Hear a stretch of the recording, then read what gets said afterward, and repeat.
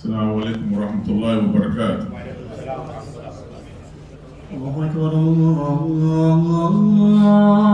أكبر الله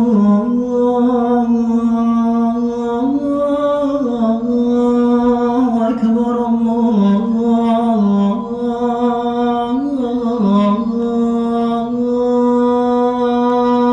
أكبر أشهد أن لا إله إلا الله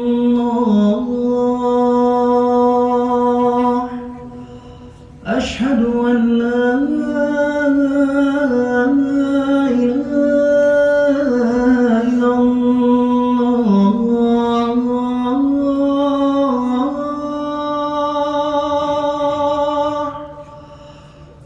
أشهد أن محمدًا رسول الله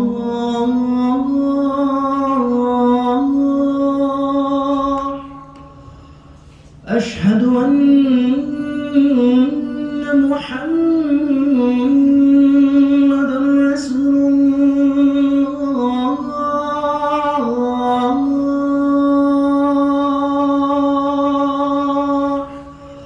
حي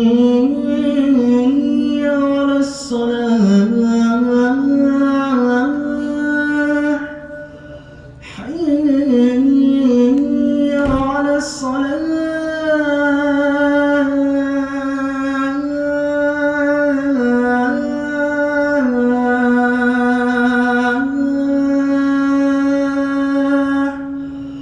حي على الفلاح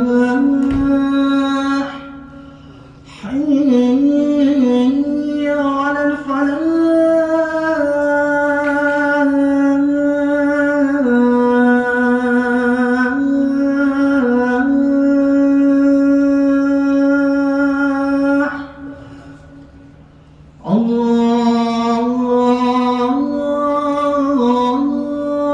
الله أكبر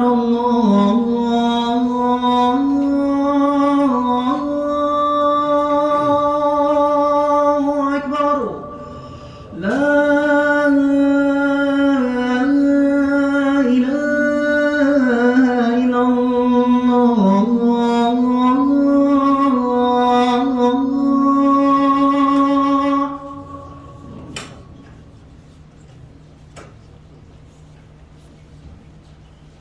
الحمد لله نحمده ونستعينه ونستغفره ونعوذ بالله من شرور أنفسنا ومن سيئات أعمالنا من يهد الله فلا مضل له من يضلل فلا هادي له وأشهد أن لا إله إلا الله وحده لا شريك له وأشهد أن محمدا عبده ورسوله يا الذين آمنوا اتقوا الله حق تقاته ولا تموتن إلا وأنتم مسلمون يا أيها الناس اتقوا ربكم الذي خلقكم من نفس واحدة وخلق منها زوجها وبث منهما رجالا كثيرا ونساء واتقوا الله الذي تساءلون به والأرحام إن الله كان لكم رقيبا يا الذين آمنوا اتقوا الله وقولوا قولا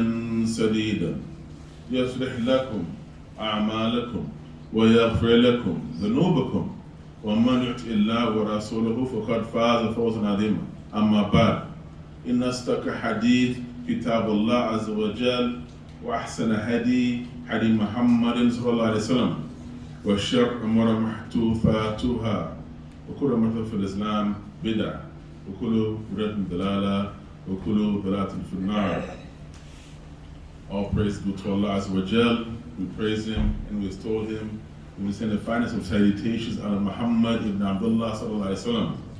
Where the most truthful of speech is the book of Allah Ta'ala, and the finest guidance that of Muhammad sallallahu alaihi wasallam. And the most evil affairs are the newly invented ones, bid'ah. And every innovation in Islam is going astray. And every bid'ah leads to the hellfire. One of the things that the Rasul sallallahu alaihi wasallam would always mention in his speech of need was ittaqullah. he would emphasize this. This was the theme of our lives as Muslims in the times of Prophet ﷺ. Ittaqullah wa qulu qawlan sadida.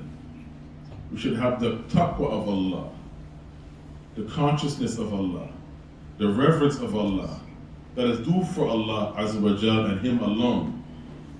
And with that taqwa, we should always speak a word that is directed towards the truth. As a result, يَصْلِحْ لَكُمْ أَعْمَالَكُمْ وَيَغْفِرْ لَكُمْ ذُنُوبَكُمْ. As a result of our consciousness of Allah, our taqwa of Allah subhanahu wa ta'ala, Allah Azza wa Jal will direct us to being a person who speaks words that are directed towards the truth. We're doing an awaj without any crookedness. We do not speak with a forked tongue. As a result, Allah Azza wa Jal, He will rectify our condition. He will rectify our affairs. He will rectify our condition. This is what we all want in this life. We want forgiveness. We want Allah's forgiveness. And we want rectification in our affairs.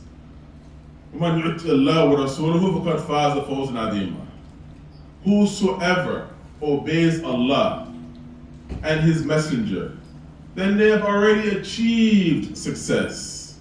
This is our goal as people of taqwa. Now, coming out of Ramadan, I must say, my dear brothers and Iman, that there are the actions of a few that do not represent the overwhelming majority. I must say, my dear brothers and Iman, that there are the actions of a few individuals and members of every community that will give a black eye to the community. But that does not reflect on the overwhelming body of Muslims.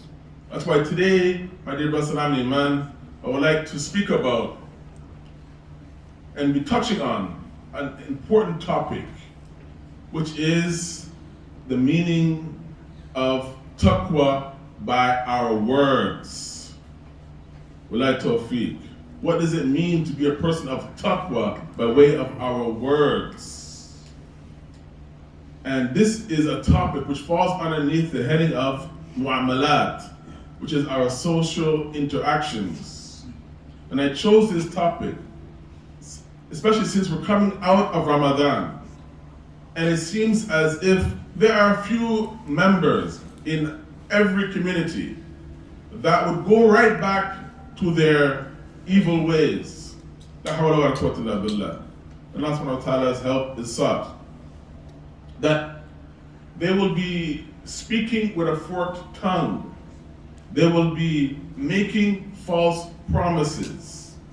But we know that, wallah alhamd, the Muslim community is the best community in comparison to all other communities. But we need to understand and emphasize and inculcate this within ourselves and those who are near to us or far, that Islam is a lifestyle. Being a person of taqwa is a lifestyle of choice. We cannot just put on the kufi or the thawb while attending the masjid. But while outside the masjid, or while outside the proximity of the masjid and the jama'ah, we have a totally different outlook on life. So taqwa of Allah subhanahu wa ta'ala is something which comes from within. وَلِبَاسَ التَّقْوَى ذَلِكَ الْخَيْرِ وَتَزَوَّدُوا فِينَ خَيْرَ ذَلِكَ التَّقْوَى. Allah gives us many similes and examples that the provision that we take along the way in our lives should be taqwa. The dress of taqwa is the best. It does not necessarily mean the outward dress, but the taqwa of Allah subhanahu wa ta'ala comes by way of our speech in our actions. So that what we do is a reflection of that which is in our hearts. Wallah alhamd. So when we're speaking about taqwa of Allah subhanahu wa ta'ala and our speech and how it coincides with our actions, I must say this, Ma'asif Shadid, I'm being very sorry that weeks coming out of Ramadan and being in a month of taqwa, I've been approached on several occasions by Muslims talking and saying that they've been abused verbally, some in person and some hiding behind social media, sending inappropriate messages and making inappropriate comments about the Muslim brethren coming out of Ramadan. I've been approached personally about individuals who have been involved in deals with other Muslims in the tens of thousands of dollars, swindling other Muslims out of their money. I've been approached by Muslims who have complained to me and shown me documentation of Muslims who have swindled them out of money close to $500,000. And they're saying, Inshallah, we'll get you the money. Or some of them, they don't want to even appear where they know the other person would be. So we're using the Inshallah brother as a smokescreen to be dishonest. Taqwa, my dear brothers and iman, is not by our dress or by coming and showing up at the masjid to show our face. But my dear brothers and iman, I want us to understand that these things are starting to happen on a regular basis. And they are not a representation of our community. There are few people who are doing these things in every community. But by far, the Muslim community is the best. Wallah alhamd. Alhamdulillah, as the old saying goes, we see a person's face, but we can't see their heart. It's upon each and every one of us to inculcate taqwa of Allah subhanahu wa ta'ala. The real, genuine taqwa of Allah. Attaqullah haqqa tuqatihi. We need to have the taqwa that is due for Allah subhanahu wa ta'ala and Him alone. So my dear man, we need to have this taqwa. And taqwa is something which is so difficult to translate. We need to start by having taqwa by way of our speech, by the things that we say. And if we do this, then inshallah, we will become a person of integrity. And what is integrity? What is the meaning of this noun, integrity? Is that we are a person that has the quality and characteristics of honesty. We mean what we say, and we say what we mean. And a person of integrity will refuse to change that which is in them, which is that they believe that what they say, although it's difficult to digest, or although it's difficult for them to say, they mean it, and they stand by it, and they're people of principles. They're a person of trustworthiness, to the point of incorruptibility. To the point of incorruptibility, to a degree that a person of integrity will be incapable of becoming corrupt and being a two-faced person, and a person that speaks with a forked tongue. And this, my dear man, is something which has been ingrained into the hearts of people. And taqwa and reciting the Quran is something which will bring it out into our actions. With that said, my dear man, we are not perfect. We are human beings at the end of the day. We strive to be people of iman and taqwa and integrity. But at the same time, we know that we will make mistakes. We know that we will say things that we had every intention to do or to carry out. But qadar Allah ma sha'a fa'al. Allah subhanahu wa ta'ala had intended something else to take place. And we understand, my dear Salaman, that to be a person of taqwa, in nature, it means that we are not a deceitful person. What does this mean? That a person of taqwa. A person is true to their word.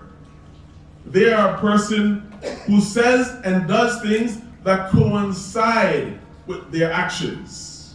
What does this mean? That being a person who is true, being a Muslim that is true, we strive in that direction of truth and honesty and uprightness. Because this is what Allah subhanahu wa ta'ala loves. That when we say things, we mean what we say. And there's meaning behind what we say. We don't say things, but behind our words, there's something else. As a Muslim, striving to be a person of taqwa, we don't say things, but behind our words, there's an ulterior motive. Because these are characteristics that Allah subhanahu wa ta'ala dislikes. What Allah says, Ya ladina aminu, or you have attained faith, iman. Lima taqulun ma la taf'alun. Why do you say that which you do not do? Khabra makhtan in the land taqulun ma la taf'alun. It is most detested with Allah that you say things that you have no intention of carrying out. And this ayah is one of the ayahs which the Salaf and the ulama have used to prove that it is binding upon a Muslim that when they speak, their actions coincide with their words. And they also use the hadith, which is authentically collected in Sahih Imam Bukhari and Muslim, that the Messenger of Allah sallallahu alaihi wasallam said, Ayat munafiq thalath. The signs of the hypocrite are three. That when he speaks, he lies. When he is entrusted, he betrays the trust. And when he is told to do something, khan, he acts deceitful in their amana. So my dear Iman, this brings me to an additional point on the subject matter of being a person of truth and integrity. And truth is something which comes out of our mouths and it stabilizes by way of our actions. Because many people have been blessed with the gift of gab, and they can speak and they can talk a good game, but they're empty inside. We don't want this characteristic to be labeled upon any of us in our community. So there's an additional point that I want to mention, that as people of taqwa and integrity, and who are striving to be people of iman, which are those individuals who are true to their word, we should not be shy to say no. We should not shy away from saying, I can't do what you're asking me to do. Why I say this? Because many of us want to say that I'll try to do what you're asking me to do. Inshallah. Inshallah does not consolidate the effort, because the people of iman and taqwa, faith and piety and taqwa, we know that we're not in control of the results. That's why we understand the statement from the Kanuz al-Jannah, from the Jannah, from under the Arsh of ar-Rahman, La hawla wa la quwwata illa billah. That there is no might and there is no power except with Allah subhanahu wa ta'ala. We know that a person we're interacting with, that they are people of iman and taqwa. That when we say we're going to do something, we mean what we say. And if we say that we can't do it, then that is no blame upon us. We should not be held blameworthy for saying that I cannot do it, or no, I will not do it. And does not mean that we're weak. It means we know our limitations in life. So Allah, He told us that وَلَا تَقُولَنْ لِشَيْءٍ إِنِّي فَعَلْنَ ذَلِكَ غَدًا إِلَّا أَنْ يَشَاءَ اللَّهُ وَاذْكُرْ رَبَّكَ إِذَا نَسِيتَ. That we should not say that we will do such and such tomorrow, except if Allah wills. And we should remember Allah if we have forgotten. So we have to understand that when we say things, we must keep Allah subhanahu wa ta'ala in our remembrance, in our minds. That Allah subhanahu wa ta'ala is behind our words. Allah is listening to our words and evaluating our hearts upon what we say. Do we really mean what we say? So we understand, that when we say, Inshallah, I will do this for you, brother. Inshallah, I will be there for you, brother. We don't say that as a license to not do it. We don't say it as a smoke screen to not carry out what we said we were going to do. Because this is not the characteristic of the people who are striving to be people of Iman and taqwa. Muslims, they say those things. But the person who's striving to be a mu'min, a muttaqi, in Allah ma'adina taqaw, وَالَّذِينَ هُمْ مُحْسِنُونَ. Allah subhanahu wa ta'ala is with those people who have taqwa, and they are striving to be a good person. So we don't say anything so as to build up the hopes of our Muslim brethren. Yeah, inshallah I'll be there. What time? To brush them off. La.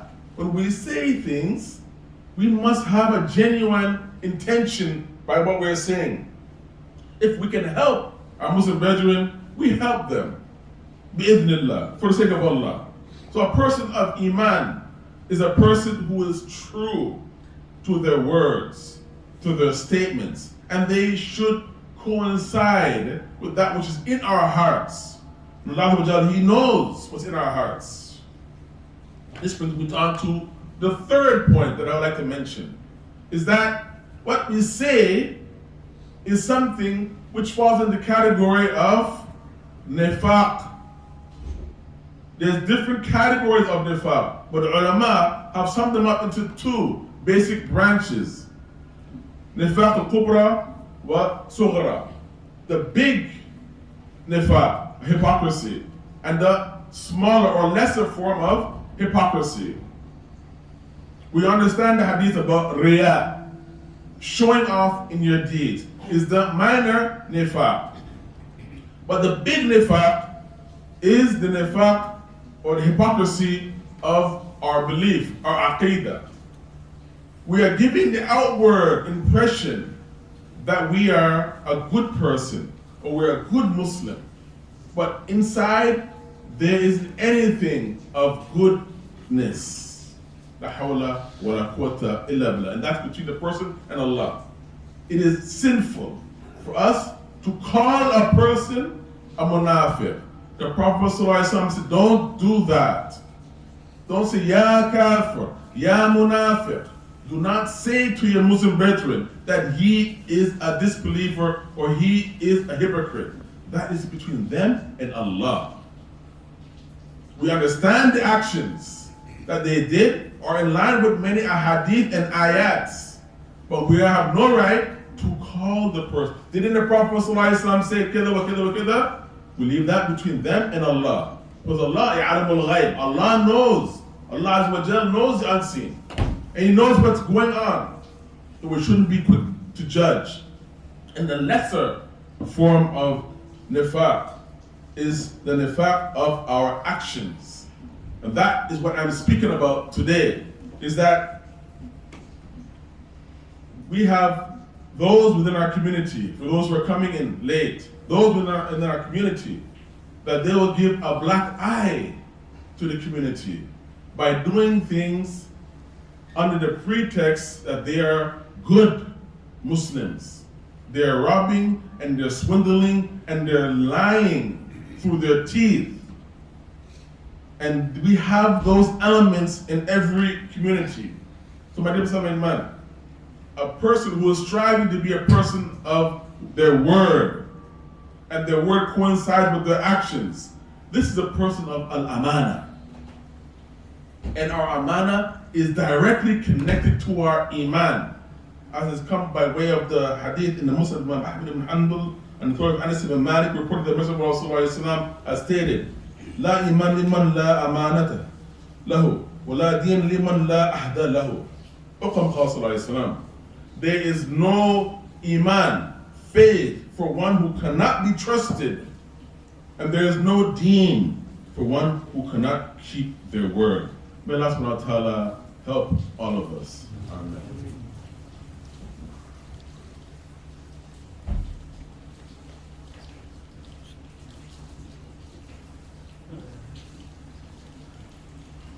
Bismillah, salatu salam ala Rasulullah wa ala alihi wa sallam. Today we're speaking about an aspect of mu'amalat, our social interactions, which starts with the words that we speak. We have people who are hiding behind the internet and chat rooms, and they're being offensive towards one another. We have Muslims who are insultive online and getting involved in squabbles online, saying that they didn't say it, they wrote it, they texted, they messaged it. Also, we have Muslims who are have begun in the bad habit of swindling our fellow Muslims out of their money by saying, "Inshallah, I'll give it back to you." We have Muslims who have contract agreements and have no intention of returning the flus. La hawla wa la quwwata illa billah. We have to understand that our words must coincide with our actions. To be a person considered as a person of Iman, we want to strive to be a person of Iman with integrity. And this will take work. And this takes maturity. I want to leave us off with hadith. As I mentioned earlier on, that we have no right when we see a person actions, because we see a person's face but we don't know their hearts. If we see a person act in a manner which the Prophet ﷺ said are the signs of the munafiq, the hypocrite, we have no right to say that that person is a hypocrite. He's a munafiq. Liya kafir, ya munafiq. La. We have no right to do so. We have to understand that we'll be rewarded for our integrity.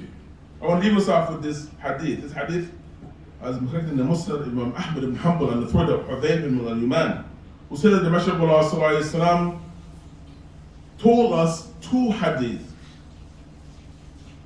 One of them I have seen, and the other I am still waiting to see. He told us that al-amana is deeply rooted in the heart of men. Then the Quran was revealed, and they recognized it from the Quran and the Sunnah. Then he ﷺ told us that al-amana will be taken away, will be taken out of the hearts of people. He said a man will sleep and trustworthiness will be taken from his heart, leaving nothing but a trace like a blister on his thigh. Then the Prophet ﷺ, he used a coal and he rubbed it over his thigh, and it protrudes nothing. It starts to protrude, but there's nothing inside. And the people will start to buy and sell with each other, and hardly anyone will be paying attention to keeping their word, until it will be said that amongst the tribe of so-and-so, there's a dependable and honorable and trustworthy man. And it will be said, a man, how strong that man is, how nice he is, how wise he is. But there will not even be a mustard seed of faith, iman, in his heart. Then Hudayfa said, no doubt there came upon me a time when I did not mind doing business with any one of you. For if he was a Muslim, his Islam would compel me, would compel him to pay what is due to me. And if he was a Christian or a Jew, the Muslim officials would compel him to pay what is due to me. But today, I do not deal except with such and such people amongst you. My dear Pastor Iman, fulfilling our promise is something which is directly connected to our Iman. May Allah subhanahu wa ta'ala help all of us to be real Muslims of word and deed. Ameen. May Allah subhanahu wa ta'ala help our brothers and sisters who are struggling in the Gaza Strip. May Allah subhanahu wa ta'ala ease their suffering.